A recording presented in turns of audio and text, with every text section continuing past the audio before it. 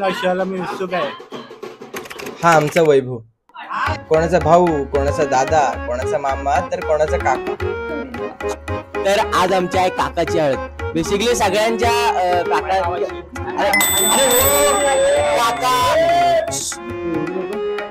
काका मामा दादा सगळ्यांची हळद, सगळ्यांचं एक रिलेशन आहे. आणि यामध्ये बेसिकली कसं असतं, हळदीमध्ये सगळे नटून नटून कुर्ते साड्या वगैरे घालून असतात. तर आमची इथे बघा सगळ्यांच्या अटायर बघा, टी शर्ट,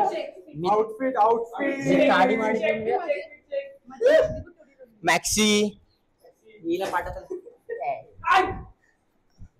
तर हे आमच्या घरातील सगळे लहान मुलं, लहान मोठी, सोम्या गोम्या, बबलू डबलू, हर्षित सिद्धी, सगळे सगळी सगळी ते बरेच वर्षाने एकत्र आलेले. त्यांना निमित्त नव्हतं मिळत, पण सगळ्यांना एकच निमित्त होतं.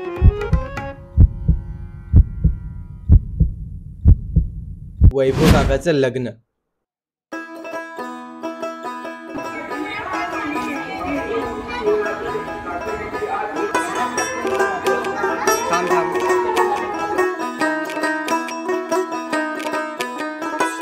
होय, हे आमच्या घरातलं पहिलं लग्न जे आम्ही एक्सपिरियन्स करणार होतो.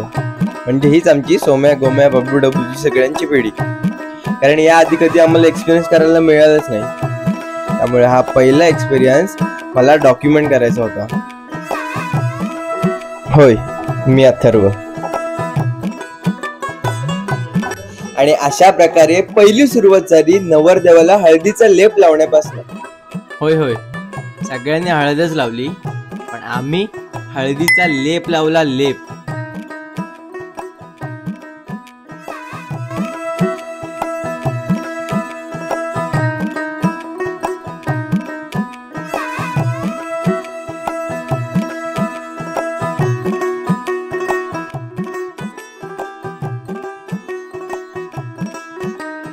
त्याला म्हणतात खरी हळद. हळद लावली आणि हळद उतरवायला नदीवर आलेलं.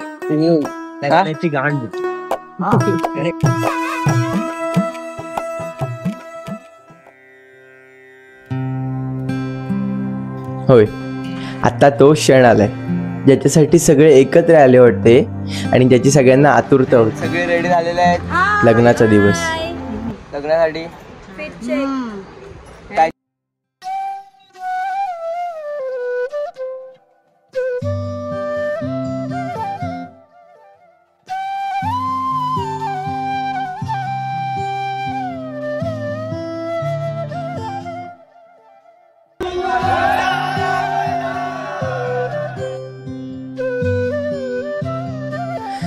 लग्न हे तर फक्त निमित्त होतं सगळ्यांना एकत्र येण्याचं. यामध्ये सगळे खळखळून हसले, सगळे व्यक्त झाले आणि सगळ्यांनी आनंद लुटला. हा, यामध्ये एक खूप आनंदाची गोष्ट म्हणजे आमचा गण्या 10वी पास झाला. त्याला माहित नसेल, पण त्याच्यापेक्षा जास्त आनंद हा आम्हाला झाला.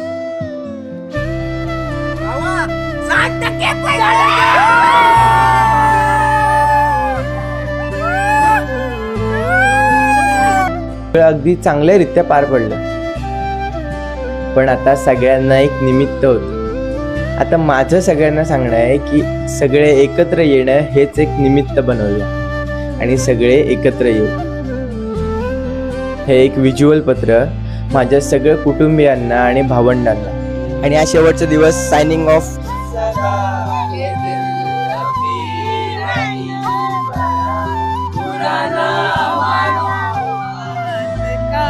ये प्यार है गिला नहीं, अभी ना जाओ छोड़ कर के दिल अभी भरा नहीं. थँक्यू.